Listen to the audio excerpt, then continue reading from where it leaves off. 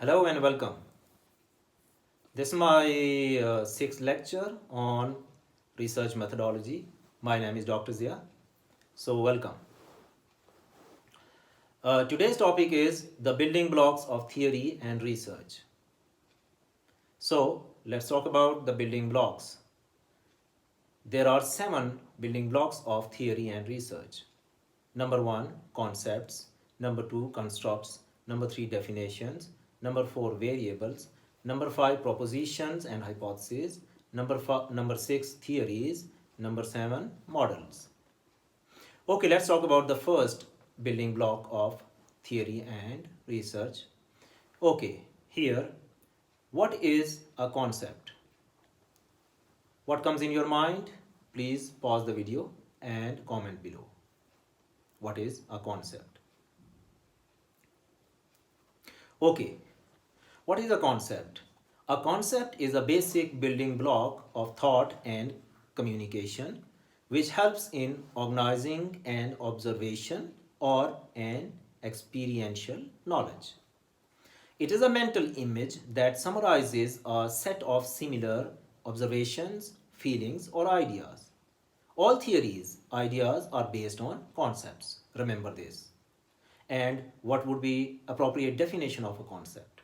The definition of a concept is that a concept is a bundle of meanings or characteristics associated with certain events, objects, conditions, situations, and behaviors. All right. Let's talk about the construct. What is construct? Now again, let me request you to pause this video and comment below what is a construct. Okay. A construct is an image or idea specifically invented for a given research and or theory building purpose. Let me tell you that higher level concepts are called constructs. Explain this concept in the comments below. What do you mean? What do I mean that higher level concepts are constructs? Constructs express the ideas behind the set of particulars. All right. Let's go towards next aspect, that is called what is a definition. Okay, a definition is a statement whose truth is asserted but not considered liable to empirical challenge. A definition can be either descriptive, operational, or even mathematical. Okay, I would request you to pause this video and give some examples of descriptive definition, operational definition, or mathematical definition. Whatever comes in your mind, that would be appropriate, no problem. I would respond to your comments. Okay, what is an empirical or what is empirical? Empirical in this aspect, when I mentioned that empirical definition or empirical aspect, empirical denotes information gained by means of observation, experience, or experiment. So remember, empirical equals 3 things. Number 1, observation. Number 2, experience. Number 3, experiment. Okay, what is an operational definition? This is my next aspect, next point of this in this lecture. An operational definition. An operational definition is stated in terms of criteria for measurement so that it is unambiguous and precise, which is mostly used in research. That's why mostly in research people use the operational definition of the variables. And until and unless you do not do operational definition of any variable, you cannot move further for measurement of that variable. So remember, operational definition of any variable is very important before embarking upon the connectivity of your variables in the research topic. Okay, the next aspect is proposition. What is proposition? Comment below. Let me see what's your idea about proposition. Okay, a proposition is a statement concerned with the relationship between concepts. It asserts a universal connection and logical linkage between concepts. Propositions are at higher level of abstraction than concepts. Okay, let's move towards next point, that is, what is a variable? I would request you to pause my video and comment below what do you understand by variable, what it is. Alright, a variable is a phenomenon which is subject to change, means it changes over time based on the context, based on the content even. Okay, the next aspect is theory. So what is a theory? A theory, we say it is the theory that decides what can be observed. That's what is the definition of the great man Albert Einstein. He said that it is a theory that decides what can be observed. So theory is a well-established principle that has been developed to explain some aspect of natural world. It is a theory, or a theory is a set of asserted universal proposition communicated in a set of universal sentences which are derived by observation and empirical evidence capable of agreement and corroboration. When I talk about set of universal sentence, universal proposition communicated in set of universal sentences. In universal sentences means by universal researchers, approved, where the universal researchers, they are accepted by the academia at the universal level, which are derived by observation and empirical evidence. When I say evidence capable of agreement and corroboration, here I mean validation. The validation of your theory is also very important. Okay, at the end, what is a good theory, or what are the qualities of a good theory? Let me share with you some qualities of a good theory. But before moving into or stating that what are the qualities of a good theory, I will request you to pause this video and comment below.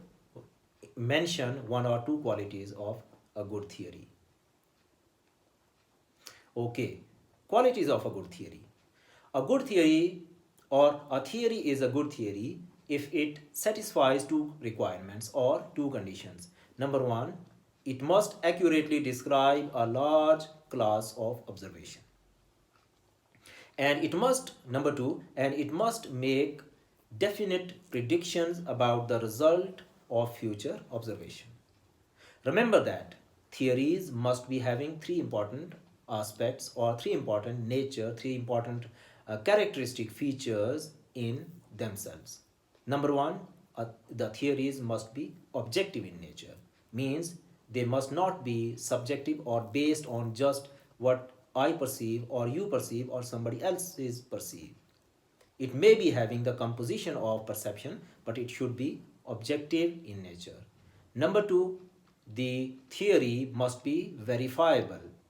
What do I mean by verifiability? It means that it must be within the acceptable margins of error. It must be accepted within the margins of error. Number three, falsifiable or disapprovable. A good theory would be considered a good theory when it is verifiable, when it is falsifiable or disapprovable to some extent. If a theory is totally and absolutely not falsifiable, that would be the principle or the law of nature. Okay, let's move towards hypothesis. What is an hypothesis? I would request you to pause the video and comment below. Alright, a hypothesis or an hypothesis is a tentative theory that has not yet been tested. Hypotheses are propositions which are empirically testable. They are usually concerned with the relationships between variables. Let me give you some example of hypotheses. Increasing salary by 10% will double the production in a company, in an organization. That would be one of the examples of hypothesis. You can come up with various examples of hypothesis. If basic, or another example comes in my mind, that if basic needs are not met, then motivational level among the employees will be low. That would be another example of hypothesis. So what is the role of hypothesis? The role of hypothesis, there are multiple roles.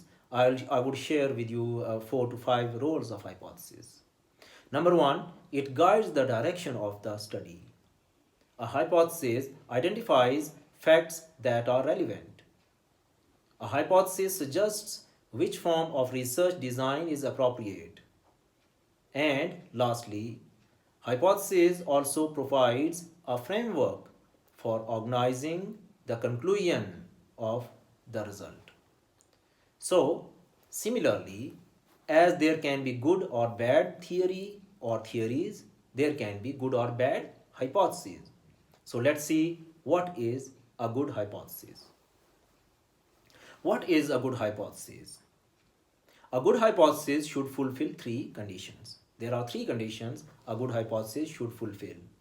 Number one, it must be adequate for its purpose. Number two, it must be testable. Number three, it must be better than its rivals. So, on the basis of this, let me recap.